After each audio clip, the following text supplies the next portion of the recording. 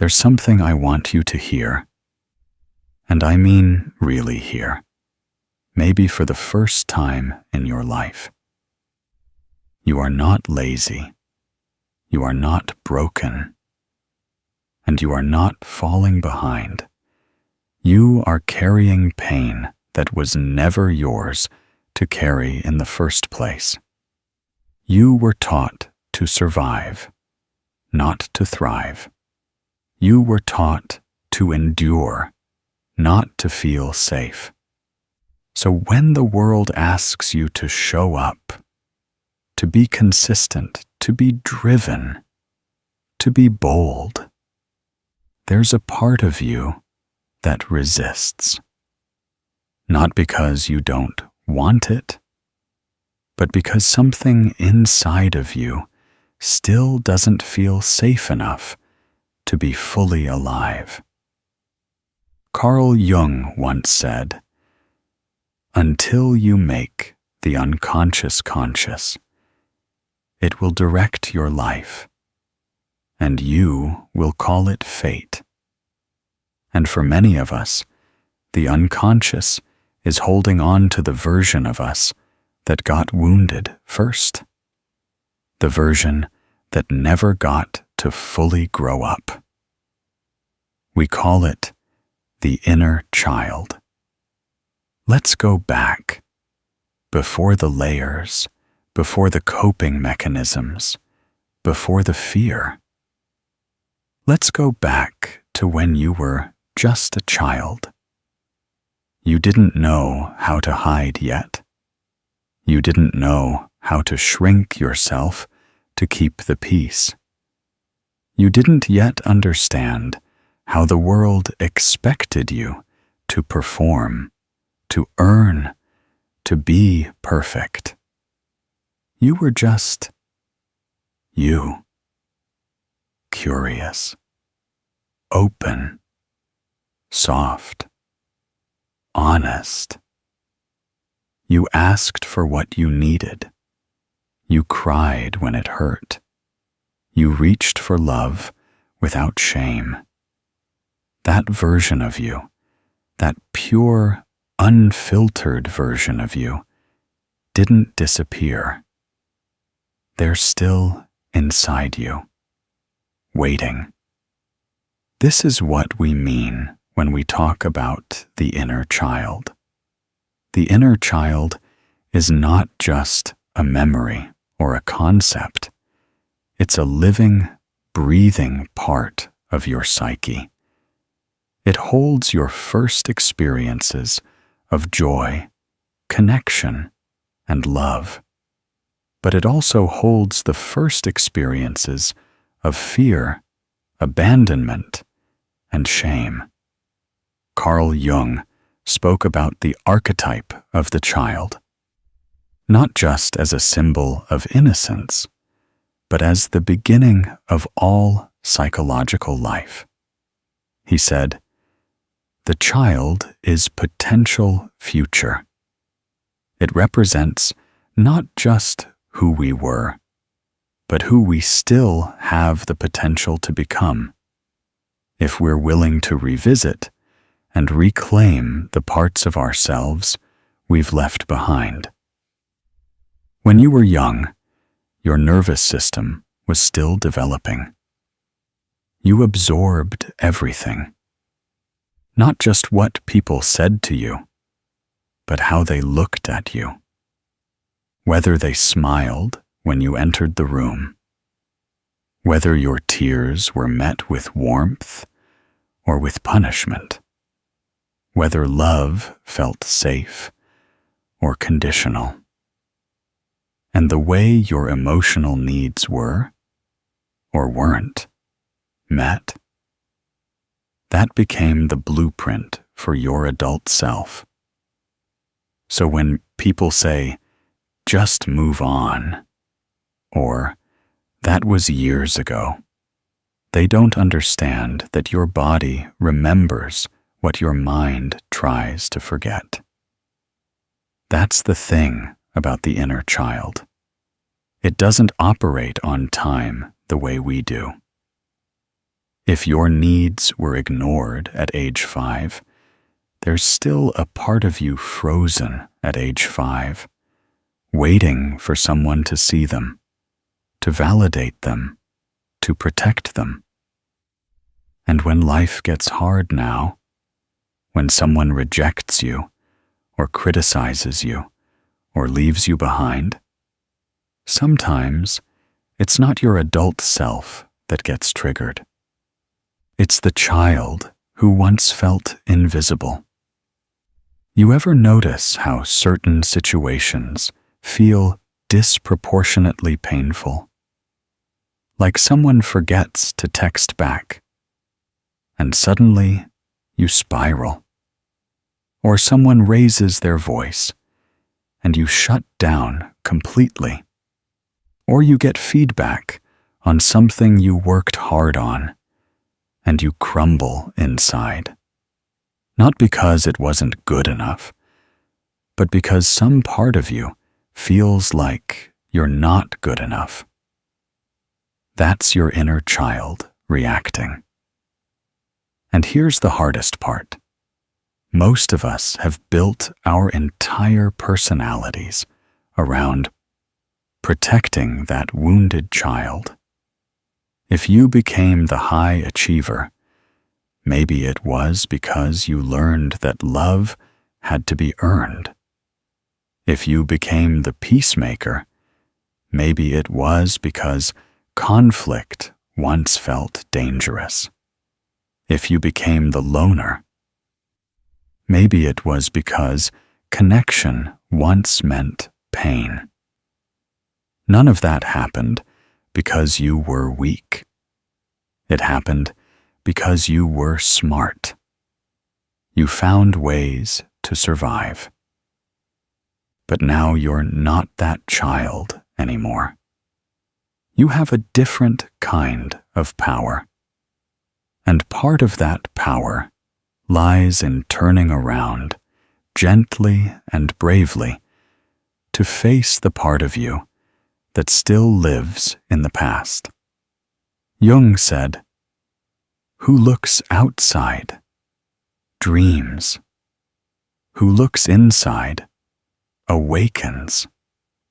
To awaken is to realize that the fears you carry are not flaws. They are echoes. To awaken is to realize that the shame you feel isn't yours. It was handed to you by someone else, someone who couldn't see your worth because they hadn't made peace with their own.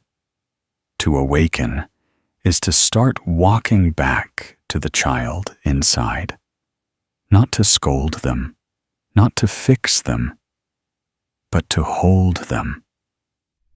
Because healing doesn't happen when you shame your past. It happens when you bring love into it. And maybe for the first time, you begin to say to yourself, "I see you. I hear you. And I'm not going to leave you behind anymore." That's where real healing begins, not in fighting your triggers, but in understanding where they come from. The child in you is not a weakness. They are the foundation of your truth. And once you reconnect with them, once you make room for their voice, their grief, their longing, you don't just heal your past. You free your future. Let's talk about the wound. Not the kind that leaves a visible scar, but the kind that quietly reshapes everything about you, without you even realizing it. The kind of wound that makes you second-guess yourself every time you speak. The kind of wound that keeps you up at night, rehearsing conversations, trying to figure out what you did wrong. The kind of wound that whispers, "You're too much," or "You're not enough," depending on the day. This is the wound of the inner child.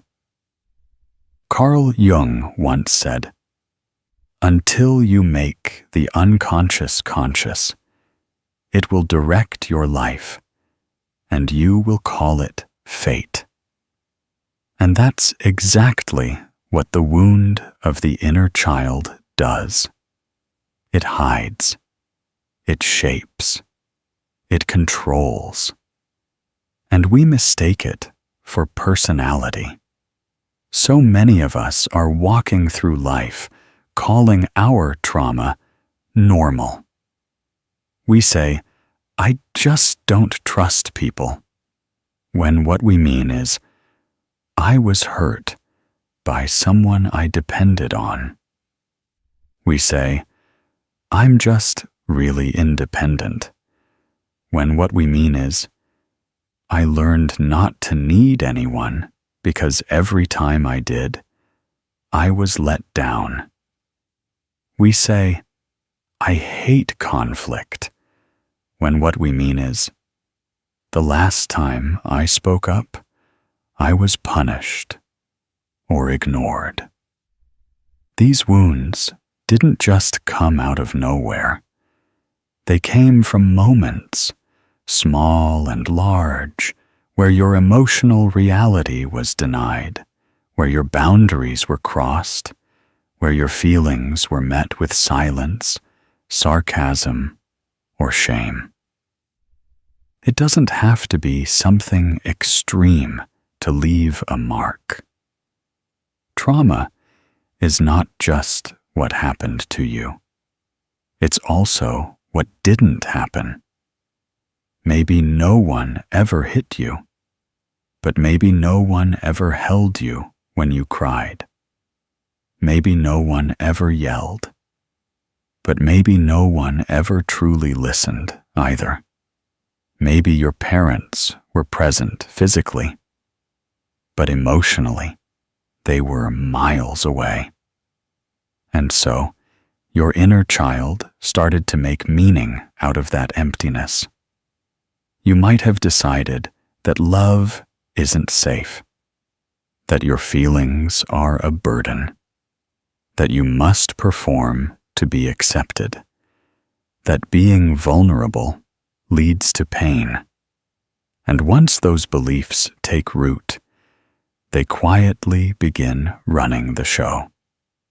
You become the adult who over-apologizes, the adult who sabotages good things because they don't feel deserved, the adult who settles for less than they need because asking for more feels unsafe, the adult who's always fine on the outside, but falling apart inside. And you don't even know where it started. You just know that you're tired, that you want peace, that something feels off and has for a long, long time. But here's the truth. These patterns didn't begin with you.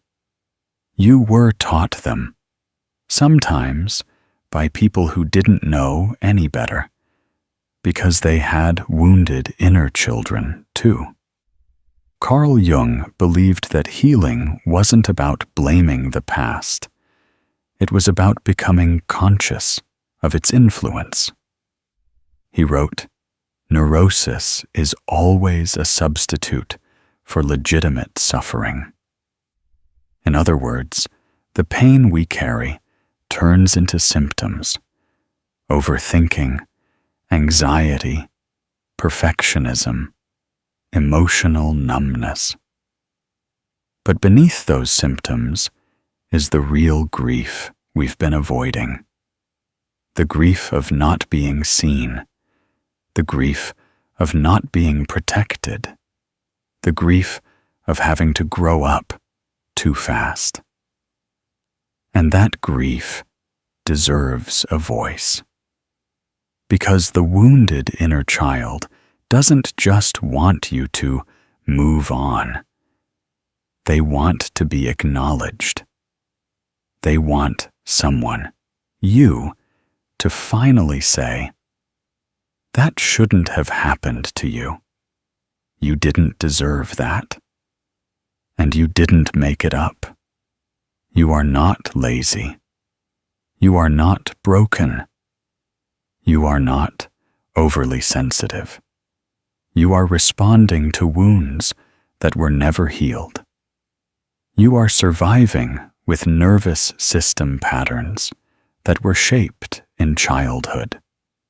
You've been coping in the best way you knew how.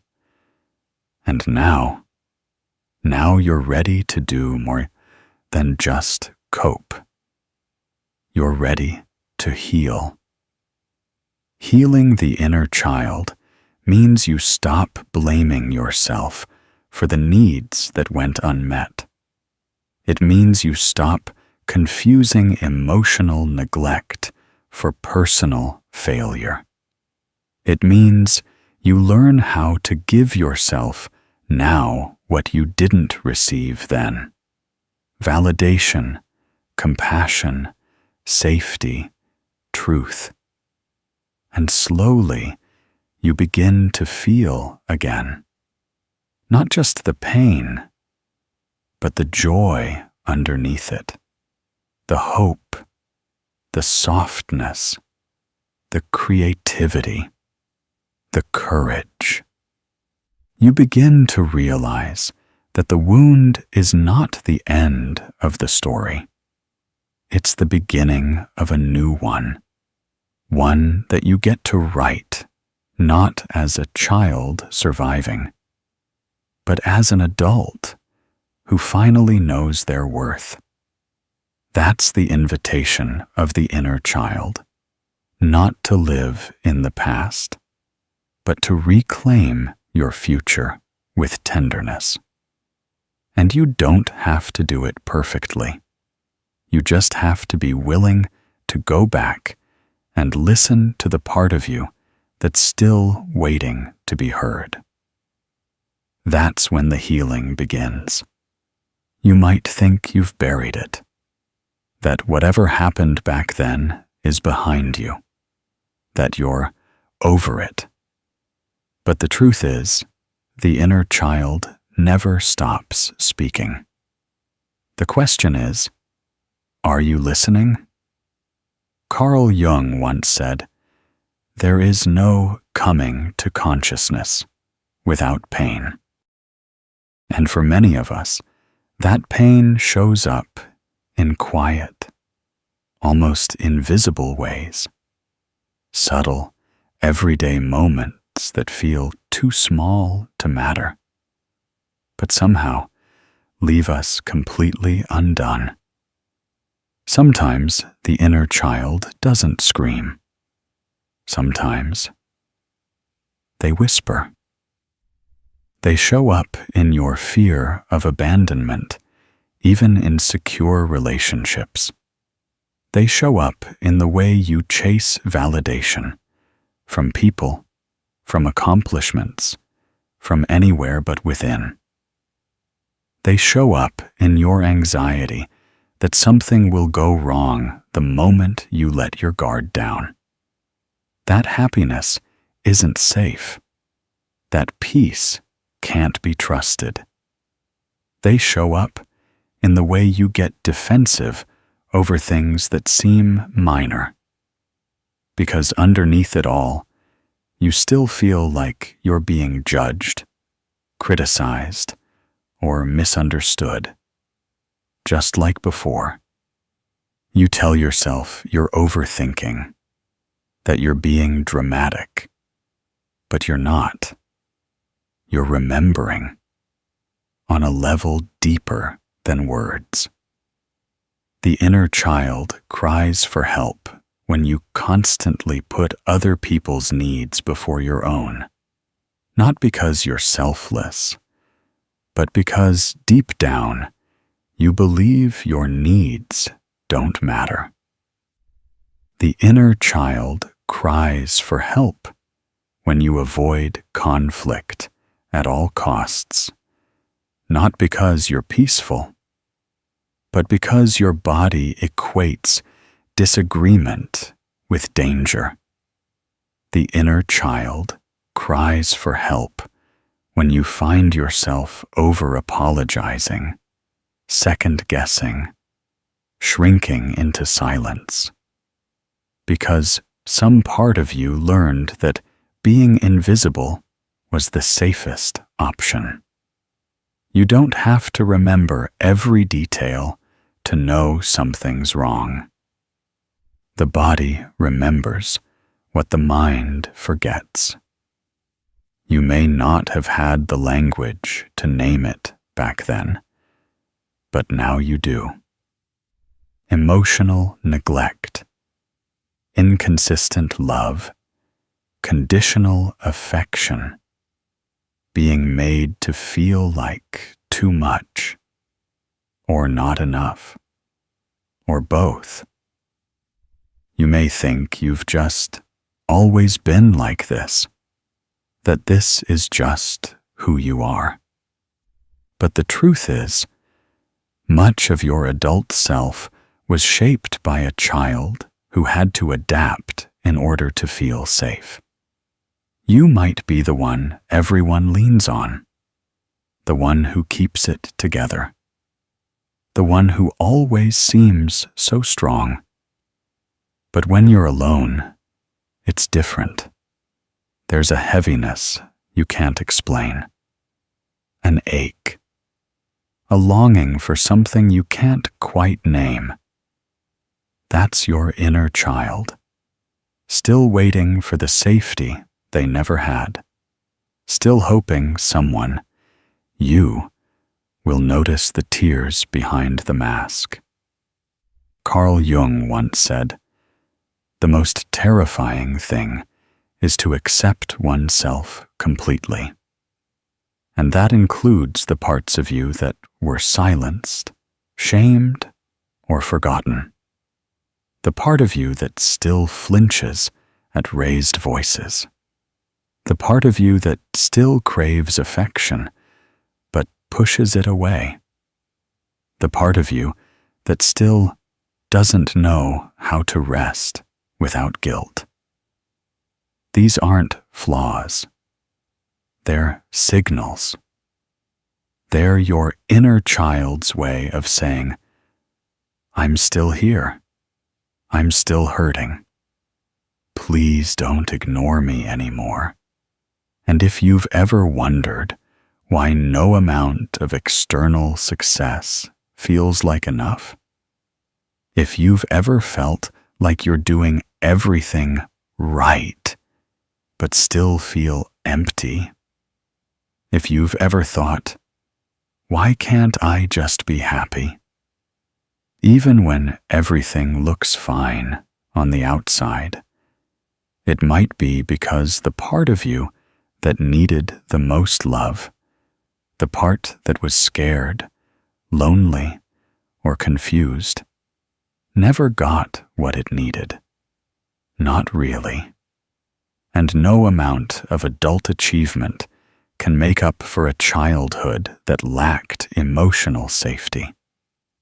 But there is good news in all of this, because if the inner child is crying for help, it means they're still alive inside you. And that means they can still be reached. They can still be healed. You can become the person they needed. You can offer them the love, protection, and validation they never received. You can change the story. You don't have to keep performing. You don't have to keep proving yourself. You don't have to keep carrying the weight of a childhood you didn't choose. You get to say, "I hear you. I believe you. I'm here now." And that changes everything. Because the moment you begin to acknowledge the cries of your inner child, is the moment you begin to come home to yourself. There comes a point in your healing where you stop searching for the love you didn't get and start learning how to give it to yourself. This is the heart of reparenting. Carl Jung believed that we carry within us every age we've ever been, that the child you once were doesn't just disappear when you grow up. That child still lives in you, still remembers, still reacts, still longs to feel safe. But now you're the adult, and that means you can become the one who finally shows up, not the one who neglects or shames or abandons, but the one who stays, the one who says, I won't abandon you like they did. I won't silence you like they did. I won't rush you, blame you, or make you earn your worth. I see you. I hear you. And I choose you. Reparenting is not about pretending the past didn't happen. It's about becoming conscious of how it shaped you and choosing a different path forward. It starts small. It starts with how you talk to yourself. When you make a mistake, do you criticize yourself? Or do you gently guide yourself? When you're overwhelmed, do you push through until you collapse? Or do you give yourself permission to rest? When you're hurting, do you minimize it? Or do you say, of course this hurts. Anyone would feel this way. Most of us speak to ourselves in the voice of the ones who wounded us. That inner critic, that voice that says you're lazy, dramatic, not good enough. It's often an echo of someone else's words, someone who made you feel like love was conditional, or safety had to be earned. But reparenting gives you a new voice, a voice of compassion, patience, encouragement, a voice that tells you the truth, not the lie you were taught. The truth that your worth is not up for debate, the truth that you are allowed to have needs, the truth that you are not too broken to be whole again. Carl Jung once wrote, "What did you do as a child that made the hours pass like minutes? Therein lies the key to your earthly pursuits." That question, what did you love as a child? What brought you joy before the world told you who to be? It's not just nostalgic. It's sacred. Because healing your inner child isn't just about fixing pain. It's about reclaiming joy. It's about finding your playfulness again, your creativity, your sense of wonder. Maybe it's through art, or nature, or music, or movement. Maybe it's allowing yourself to be silly again, to laugh from your gut, to dance without thinking, to rest without guilt. Maybe it's learning how to set boundaries, not as punishment, but as protection. Maybe it's creating routines that soothe you, like a warm cup of tea before bed, or journaling your feelings in the morning.